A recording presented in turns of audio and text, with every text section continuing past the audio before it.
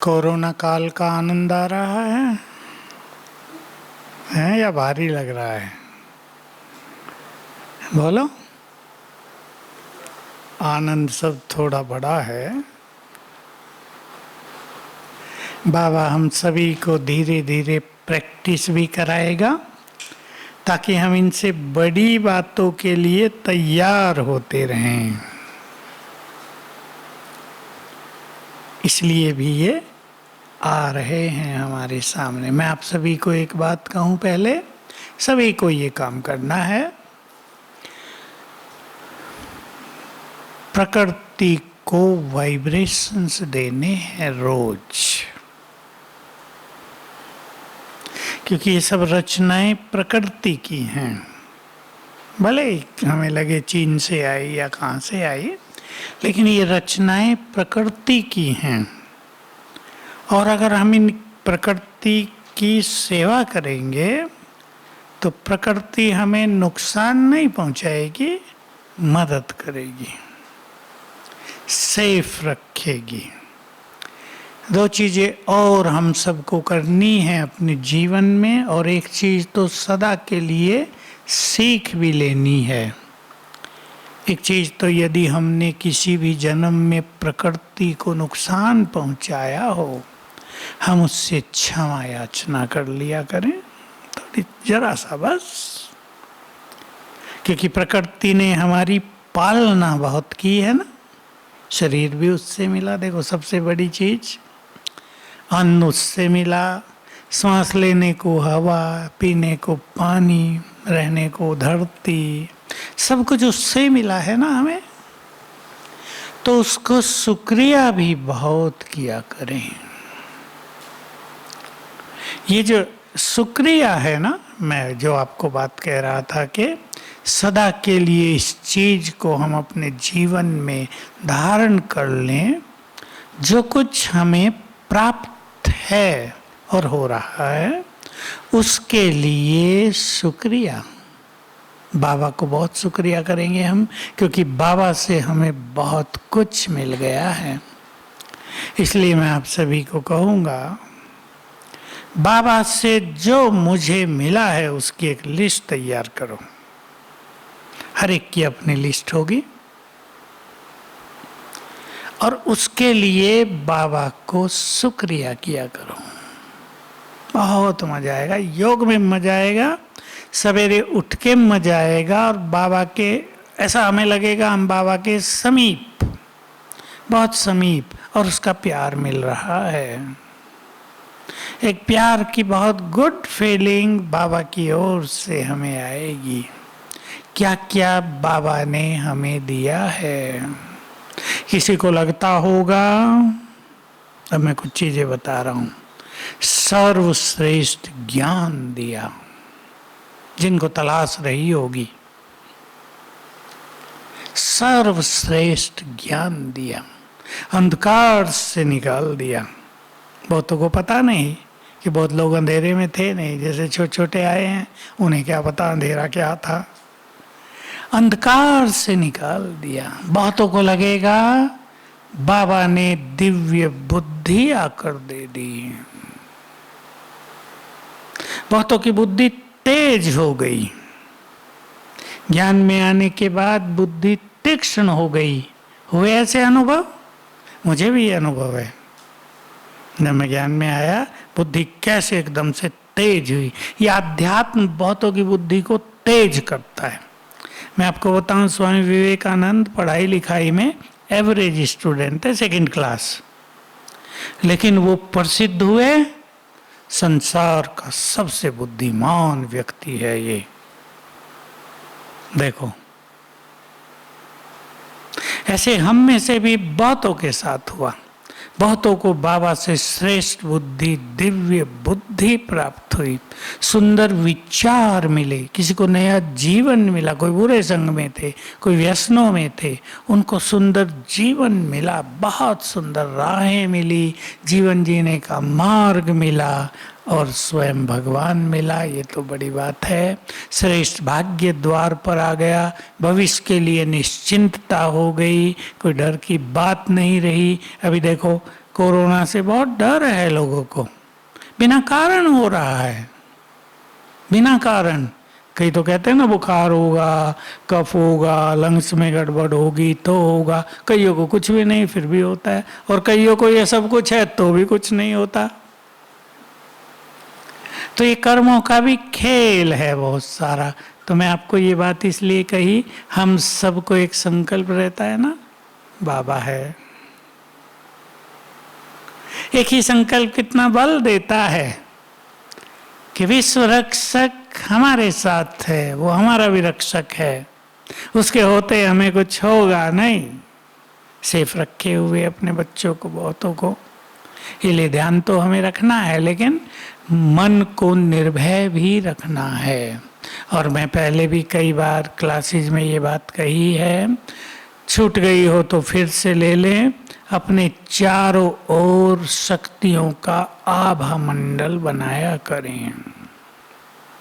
चलते फिरते भी आप बाहर भी घूमो ना, मैं पवित्रता का लाइट हाउस हूँ, प्रकृति की मालिक हूँ, और जैसे फैल रही है ये लाइट, इसमें हम सेफ हैं। प्रकृति को निरंतर हमसे दान मिलता रहेगा अच्छे वाइब्रेशंस का। तो प्रकृति को अपनी गुड फ्रेंड बनाकर रखेंगे इस तरह, तो आने वाले समय में भी प्रकृति हमें बहुत मदद करेगी। और जो योग युक्त आत्माएं होती हैं, उनका प्रकृति पर राज भी हो जाता है, वो प्रकृति की मालिक बन जाती हैं, प्रकृति उनकी सुरक्षा करेगी। आज के वरदान में चलो सवेरे याद करो,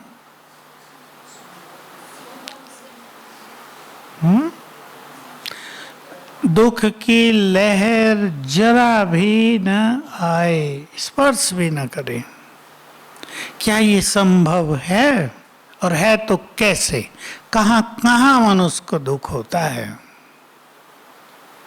दुखों के प्रकार तो बहुत हैं, और बाबा तो बहुत पहले से कहते आते थे। मुझे याद है 40 साल पहले भी कहा था इसी हॉल में, बच्चे तुम्हारे अब के दुख तो चींटी के समान हैं, दुखों के तो पहाड़ गिरेंगे। छोटी छोटी बातों में दुखी हो जाते हैं ना लोग। तो हम दुखी न हो तो हमारी जो सुखों की शक्ति है वो भरपूर होती जाएगी, और तब हम मास्टर सुखदाता बन जाएंगे। तो देखो दुखों की बात, मुझे एक छोटा सा अनुभव याद आ रहा है, सच्चा अनुभव है, अचानक याद आया। बहुत पहले म्यूजियम बना था, मेरी भी ड्यूटी वहाँ थी कभी, तो हम दो थे जो खाना भी ले जाते थे यहाँ से। खाने ले जाने के लिए साधन नहीं होते थे हमारे पास कि टिफिन हो बड़े और हम ले जाएं। कैसे ले जाते पता? लाठी एक थी, एक तरफ उसने पकड़ा, दूसरी तरफ मैंने, और बीच में वो सब लटका लिए जो छोटे छोटे हमें मिले थे। वो थे बुजुर्ग, मैं था छोटा, दोनों की दोस्ती। वो 70 साल के, मैं 20 साल का, दोनों की दोस्ती। पहले मुझे बुखार हुआ। अब मुझे योग का मैं बहुत अच्छा अभ्यास करता था, अच्छी प्रैक्टिस हो गई थी कि ये तो शरीर को बुखार है, मैं तो आत्मा हूँ। हालांकि उन दिनों कोई दवाई नहीं होती थी हमारे पास कि हम दवाई खा के ठीक हो जाएं या कहीं दिखा लाएं या कुछ चेकअप कर लें। 2-4 दिन में ठीक हो गए। उसने मेरे से पूछा कैसी स्थिति रही? मैंने कहा ठीक रहा, मैं तो अपना बाबा को याद करता रहा, उतर जाएगा। कुछ दिन के बाद उसको बुखार हो गया। वो सीजन बदलते हैं तो यहाँ हो जाते थे। फिर वो भी ठीक हो के आया। मैंने कहा कैसी स्थिति रही? कहा भाई घर बहुत याद आया, बच्चे होते तो सेवा करते। देखो एक फीलिंग है ना। अब हमको बच्चे ही नहीं तो याद कहाँ से आएंगे जो हमारी सेवा करेंगे। हम बाबा को याद करते रहे और उसको बच्चों की याद आई। ये स्थिति, ये कहाँ हमारी बुद्धि रहती है, किसको हम अपना सहारा समझते हैं, इस पर बहुत आधार रहता है भिन्न भिन्न चीज़ों का। दुखी होना बीमारियों में, अब मेरे पास तो क्योंकि फ़ोन आते हैं लोगों के, जब भी मैं खोल दूँ, और मेरे साथियों को आते हैं, वो मुझसे कराते हैं। कई लोग छोटी बीमारी में बहुत दुखी, और कई लोग बड़ी बीमारियों में भी सहज, हंसते हंसते पार करने वाले। हुआ है, ठीक है भाई, सोचते हैं हमारे ही कर्मों का कोई असर है, ठीक हो जाएगा, कोई बात नहीं। एक बहन का आजकल फ़ोन आ रहा विदेश की, वो थोड़ी ज़्यादा दुखी है। अब क्या है, डर लगता है उसे, बहुत डर लगता है। एक ही बीमारी है बस ये। कहा मैं दवाई ले रही हूँ। मैंने कहा डर की दवाई है क्या मेडिकल में कोई डॉक्टर? डर की दवाई होती है क्या कि डर को भगा दे? नहीं। डर से उसके दिमाग पर असर, उसके पेट पर असर, हाजमे पर असर पूरा होता है इन चीज़ों पर। परसों से मुझे फ़ोन कर रही, दिन में कई बार कर देती है। अरे मैंने कहा बहन जी हो तो गया, कर लो। डर बहुत लगता है, जब डरती है फिर मुझे फ़ोन करती है। वो व्हाट्सएप पे कर देती है भी, मैं और फ़ोन बंद भी करता हूँ तो व्हाट्सएप पे आ जाता है। अब मुझे भी उस पर दया आती है, चलो इसकी थोड़ी बात कर लेता हूँ। भय, मैं आज सोच रहा था ये क्यों इतनी भयभीत है, घर में भयभीत क्यों भयभीत होगी बताओ? देखो कर्मों का रिटर्न होता है, कर्म फल ये खेल बड़ा वंडरफुल है। बोलो कोई उत्तर दो। नहीं, कुछ और। उसने लोगों को भयभीत किया था, अति भयभीत किया था। आज देखो कितने लोग हैं दुनिया में, गरीबों को डराते हैं, दादागिरी रखते हैं, दूसरों की ज़मीनों पे कब्जा कर लेते हैं, किसी को मरवा देते हैं, आतंक फैलाए रखते हैं। एक दो का केस तो अभी भी हुआ ना यूपी में, आतंक फैलाए रखते हैं, नेताओं से मिले रहते हैं। बिना नेताओं के तो ये काम होते नहीं ना, दो चार नेता हैं उनके साथ रहते हैं, क्योंकि वो पैसा देते हैं। पुलिस वाले भी साथ रहते हैं।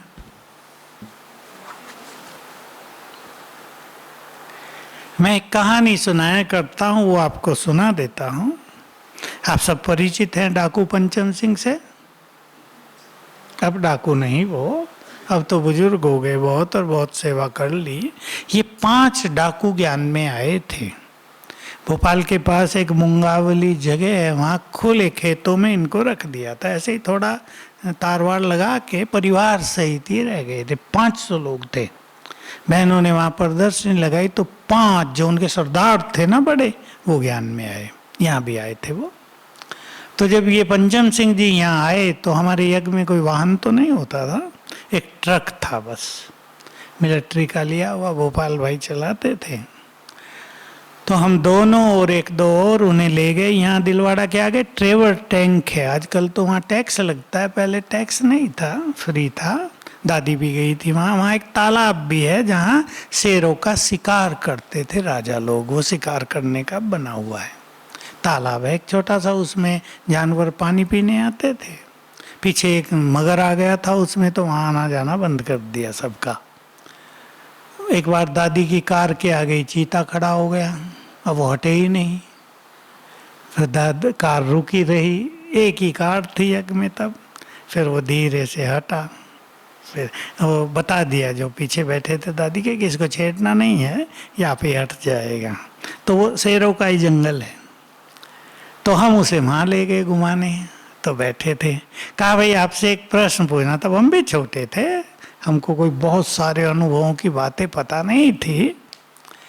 तो कहा मैं जब अब रात को सोता हूँ तो ठीक 12 बजे कांपने लगता हूँ, और मुझे अपने शरीर को संभालना कठिन हो जाता है कि मैं गिर जाऊंगा नीचे। और फिर मुझे बहुत देर के बाद मैं अपने को संभाल पाता हूँ। अब मुझे ज्ञान मिला है तो मैं बाबा बाबा करने लगता हूँ। कहा ये क्यों होता है? पता तो हमें था उसकी कहानी का, 200 तो मर्डर का उस पर आरोप ही था।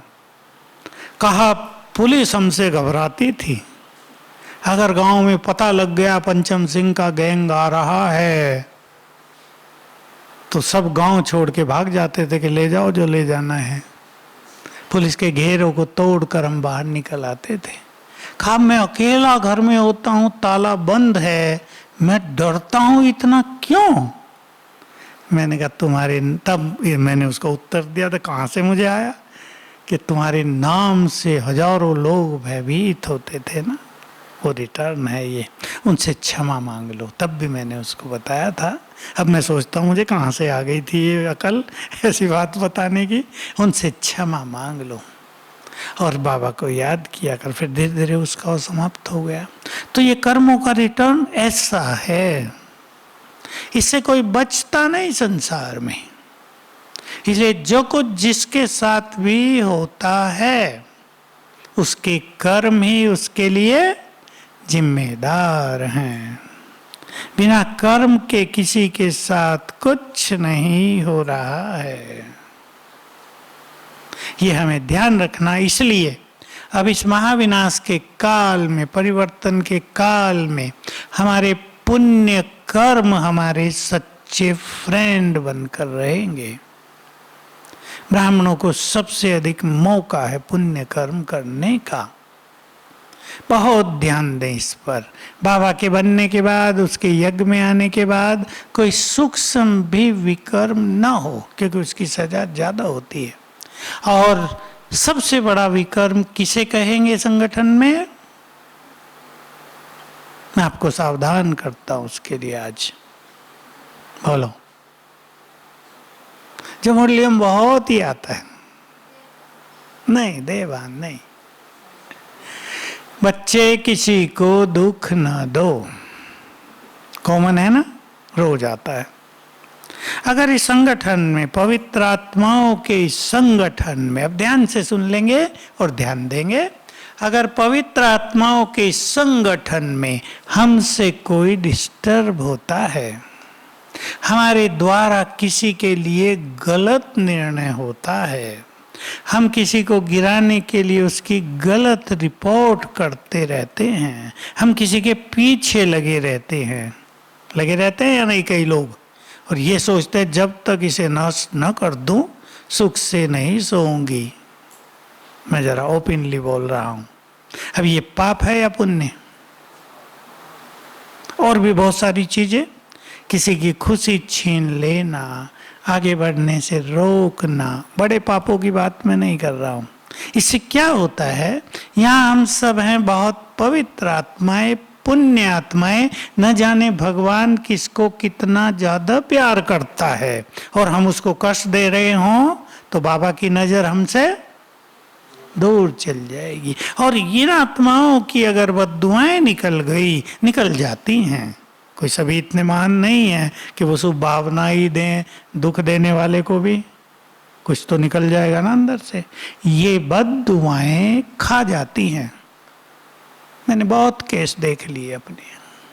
इसलिए पवित्र आत्माओं की, इस देव देवियों की बद्दुआएं न मिले हमें, इसका बहुत ध्यान रखना है। सदा आप ध्यान रखेंगे, ये हमारा बहुत पुण्य होगा। इसलिए बाबा की बहुत मुरलियां चली दुआओं पर। आपको याद होगा बाबा ने 15-15 दिन का होमवर्क भी दिया था, जब तक दूसरी बार बाबा आए, दुआएं देना और लेना। बाबा हम सबको ट्रेनिंग देता था, ऐसे कर्म करो सब तुम्हें दुआएं दें, और तुम भी देते चलो। तो ये पुण्य हमें समय पर बहुत मदद करता है।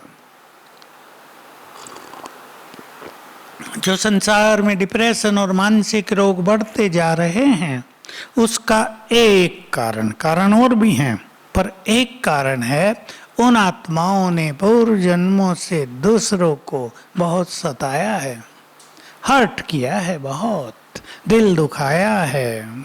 तो उनसे जो बद्दुआओं के वाइब्रेशंस आ रहे हैं, वो अब उनको चैन नहीं लेने देते, क्योंकि अब अंत का समय है और सबके सभी हिसाब किताब पूर्ण होने हैं।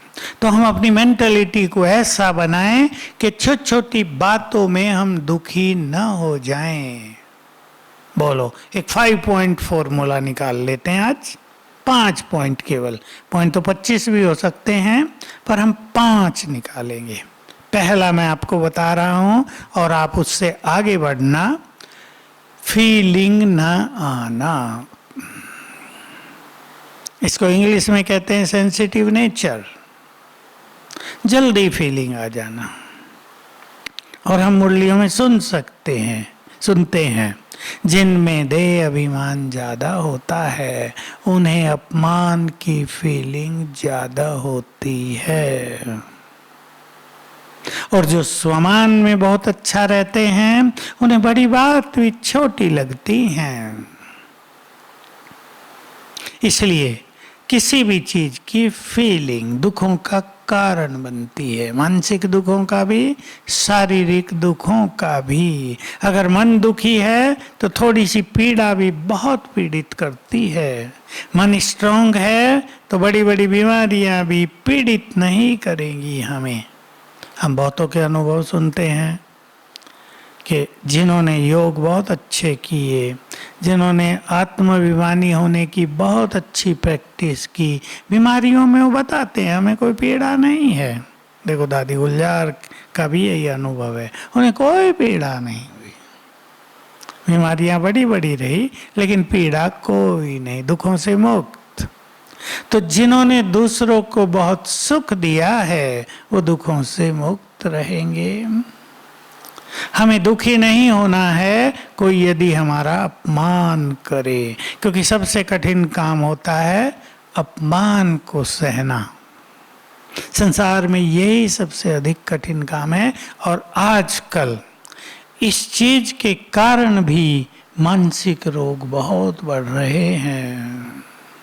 इसलिए हम सभी, सारा ब्राह्मण परिवार एक दूसरे का गुड फ्रेंड बन जाए, क्योंकि आत्माएं नाजुक स्थिति में हैं इस समय। पहले ही दुख बहुत हैं, और कोई अपना व्यक्ति अपमान कर रहा हो, बुरा बोलता हो तो भारी पड़ता है, कोई भी हो उसको भारी पड़ेगा।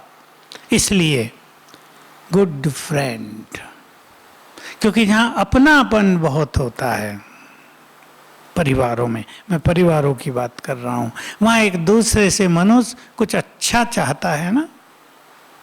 वो ये नहीं चाहता ये बार बार मुझे बुरे वचन बोलते रहें, मेरी भावनाओं को ठेस पहुंचाते रहें, कड़वे शब्द उच्चारण करते रहें, वो ये नहीं चाहता। इसलिए ऐसे में अगर कोई हमसे करता है तो हमें बहुत स्ट्रांग होके रहना है, और हमें किसी से करना नहीं है, ये पक्का कर देना है। मुरली में संडे को 2 दिन पहले ही एक बहुत अच्छी बात थी, बाबा से प्यार माना, बोलो, परिवार से भी प्यार। हमारी दीदी माँ भक्ति की बात सुना रही थी कि जो मेरे प्यारे हैं उनसे भी प्यार करो, प्यारों से प्यार। भक्ति में कोई लाइन होगी, जिनको भगवान प्यार करता है उनको हम भी प्यार करें, तब तो बाबा हमारे प्यार को स्वीकार करेगा। मुझे याद है एक बाबा की मुरली जिसमें बाबा ने ये शब्द बोले थे। कई बच्चे कहते हैं अगर छाती फाड़ के दिखाएं तो बाबा ही निकलेगा अंदर से, इतना प्यार है हमारा बाबा से, लेकिन ये परिवार अच्छा नहीं है, ये हमें अच्छे न लगते। तो बाबा ने कहा, बहुत ही ये नहीं, शब्द कुछ और ही थे बाबा के, अगर तुम्हारा परिवार से प्यार नहीं है तो बाप तुम्हारे प्यार को स्वीकार नहीं करता। अब भगवान से तो हम बहुत प्यार करते हैं और उसके बच्चों से लड़ते हों,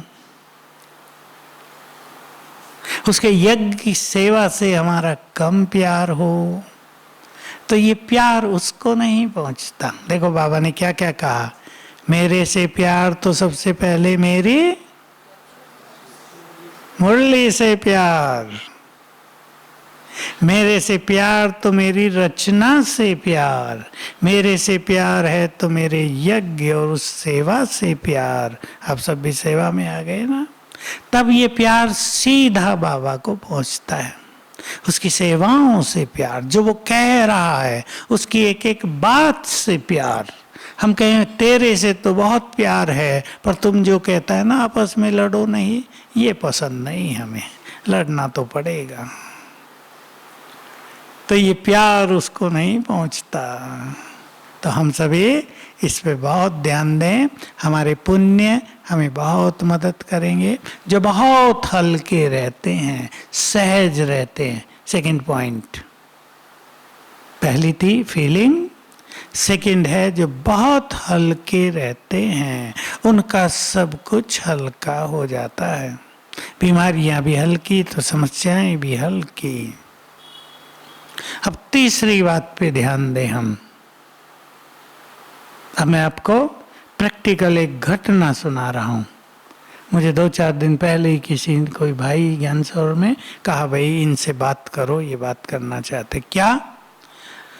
कन्या एक बात कर रही थी, कहा हमारे परिवार में 6 मास में ही 4 लोगों की मृत्यु हो गई, वो भी छोटे। अब बेचारों के परिवार पे बीत रही है बहुत ज्यादा। लोग भी बहुत कुछ बोलने लगते हैं ना, देखा ये ओम शांति में जाने लगे, इनको क्या मिला, बोलने वालों को तो मौका चाहिए। अब बेचारी कह रही थी क्या करें, ये क्रम रुक जाए। क्रम को रोकना चाहते, हर व्यक्ति रोकना चाहेगा ना। मृत्यु में, बीमारियों में पैसा भी लगता, अचानक होता है। देखो अचानक का खेल, स्थिति की बहुत बड़ी परीक्षा, तो दुखी तो हो गया ना सारा परिवार। तो अचानक कर्मों का फल मिलता है, दुख बढ़ता है। क्या याद रखेंगे? मृत्यु हो रही है, किसी के हाथ में नहीं होती मृत्यु। आजकल तो ऐसा हो गया कि हॉस्पिटल भी नहीं जा सकते, जैसे हम लोग नहीं जा सकते ना, बंद हो गया हॉस्पिटल। अब किसी को तकलीफ भी है, वो क्या करे, यहीं से कुछ खा पी के पूरा करे। मैं आज सोच रहा था कि ये सब लगता है प्रभु प्लानिंग है, कि तुम लोग बहुत हॉस्पिटलों पे डिपेंडेंट हो गए हो, अभी योग बल से ठीक करना अपने को। होता है ना, बाबा निराधार तो बनाएगा। मैं तो उस दिन की कल्पना किया करता हूँ जिस दिन अर्थक्वेक्स होने लगी, भूकंप, सड़कें टूटी, रेलवे लाइन टूटी, अब लंबी चौड़ी टूट गई, कौन बनाएगा? सरकारों के पास तो पैसा ही नहीं रहा। आज मैं पढ़ रहा था, अखबार आता है मेरे पास, थोड़ा सा पढ़ता हूँ 10 मिनट में सारा।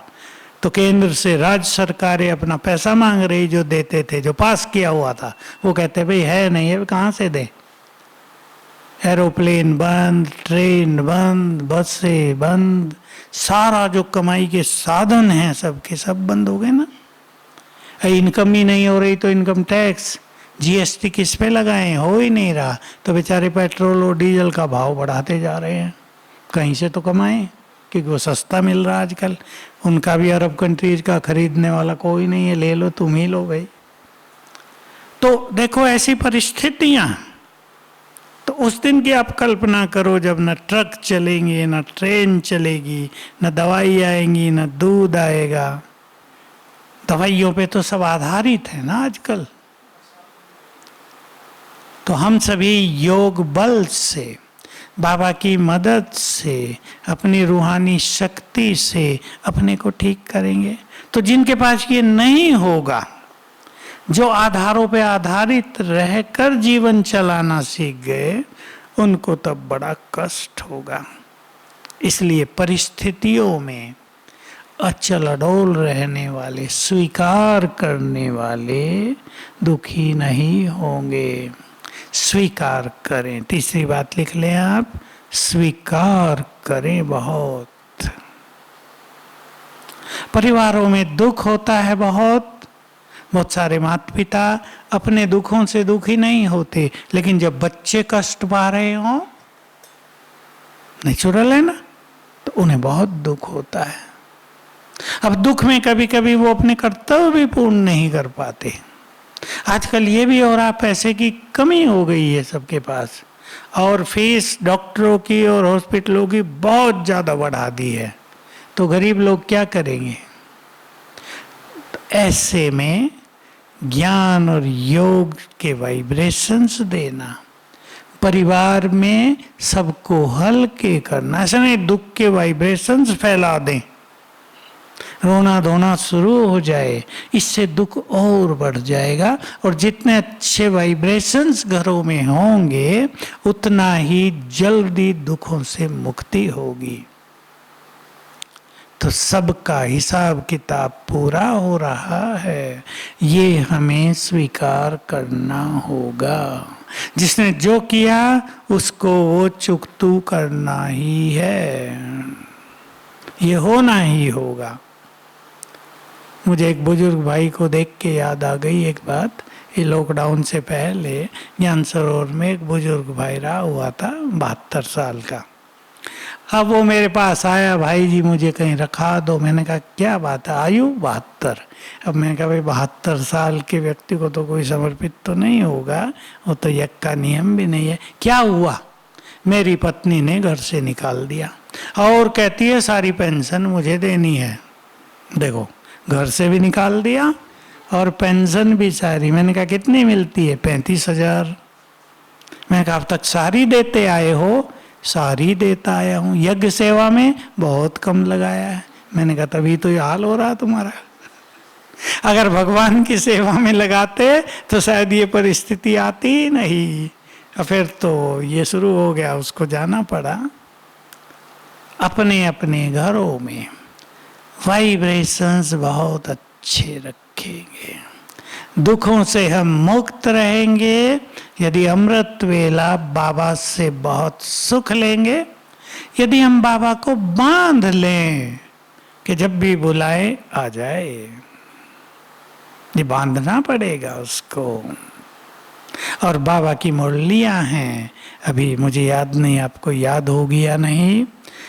बाप को अपने प्यार और अधिकार की रस्सियों में बांध लो। ये 2 रस्सियां हमारे पास, प्यार और अधिकार। और इसके पीछे एक ही शब्द है जो आप सब जानते हैं, कौन सा? नहीं, मेरा। वो मेरा है तो मेरे से प्यार भी बहुत होगा और मेरे पर अधिकार भी पूरा होगा। इस पे चिंतन किया करें, जो भगवान है वो मेरा है।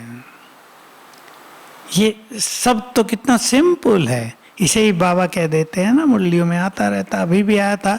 ये बाबा शब्द सर्व खजानों की चाबी है। ये नहीं बाबा का और सच कुछ तो हुआ ही नहीं। हम तो रोज बाबा कहते हैं, चाबी तो मिलती ही नहीं।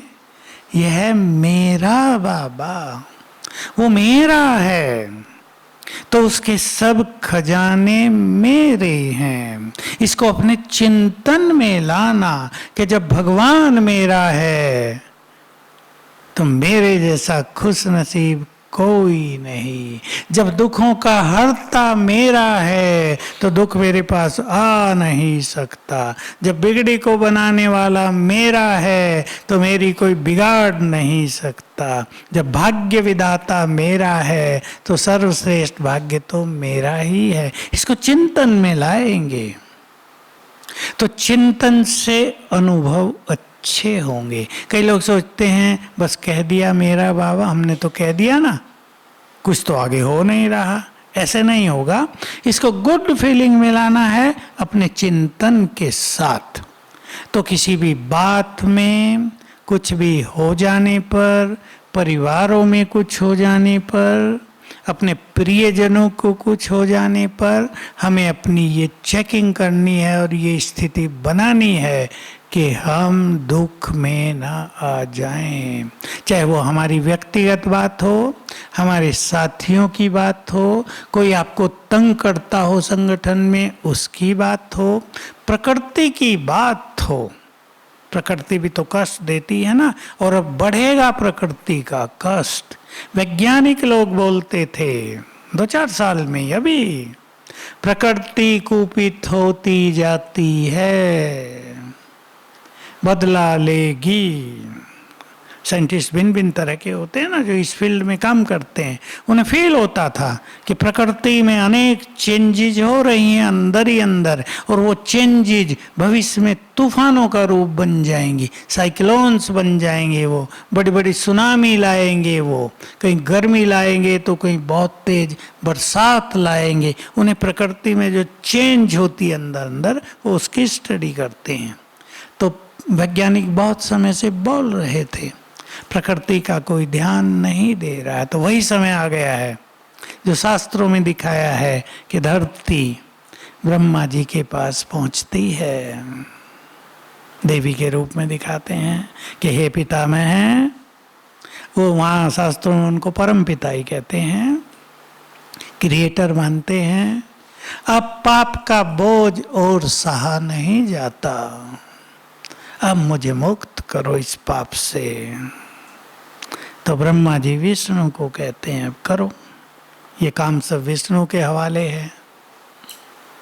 तो वही समय फिर से पहुंच गया है ना, अब प्रकृति परिवर्तन करेगी तेजी से, उस परिवर्तन के साथ जीना सीखना ही होगा। देखो क्या क्या हो रहा है घरों में, हम तो नहीं जानते, पर जो लोग बताते हैं बच्चों की पढ़ाई पर बुरा असर, बच्चों की हेल्थ पर बुरा असर, उनके संस्कार जागृत हो रहे, वो घर में हैं लड़ाई झगड़ा करते हैं, मोटे हो रहे हैं, खेल नहीं सकते, खाते ही खाते हैं, ये खिलाओ मम्मी वो खिलाओ, अब क्या करे मम्मी, पैसों की भी कमी हो रही, और उन्हें ये भी चिंता इनका होगा क्या आगे। एक ही परिस्थिति को अगर हम लें, लेकिन ज्ञानी आत्माएं इसमें दुखी नहीं होते। और बाबा की ये बात सदा याद रखनी है, जो बाबा के बन गए, बाबा उन्हें भोजन तो खिलाता ही रहेगा। बाबा ने एक बार मुरली में इसका उत्तर भी दिया है, वो सुन लो आप। अव्यक्त बाबा ने पूछा कि बाप क्यों कहते हैं कि बाप अपने बच्चों को भूखा नहीं रख सकता। लौकिक में भी तो बाप नहीं चाहता ना कोई उसका बच्चा भूखा रहे। तो बाबा का उत्तर था, तुम बच्चे रोज बाप को भोग लगाते हो, बाप भूखा नहीं रहता तो बच्चों को भूखा कैसे रखेगा। इसलिए भोग लगाए बिना भोजन न खाना, ना अपना भोग भी जब भोजन खाते हैं स्वीकार कराना, उसको शुक्रिया करना, तुमने हमें ये ब्रह्मा भोजन प्रदान किया, तुमने हमें गुड हेल्थ प्रदान की, इस सब के लिए बाबा को शुक्रिया किया करना। समझ गए ना शुक्रिया की बात? जादुई इफेक्ट होगा, जादुई। आप करके देखो, भोजन आपके सामने आए, कुछ भी खा रहे हो, जिन्होंने पैदा किया उनको भी शुक्रिया, जो हम तक पहुंचाया। मान लो आप एक एप्पल भी खा रहे हैं ना, आप प्रयोग करके देखना कहाँ पैदा हुआ होगा, उनको शुक्रिया। हम तक कैसे आया ये लाने वालों को शुक्रिया।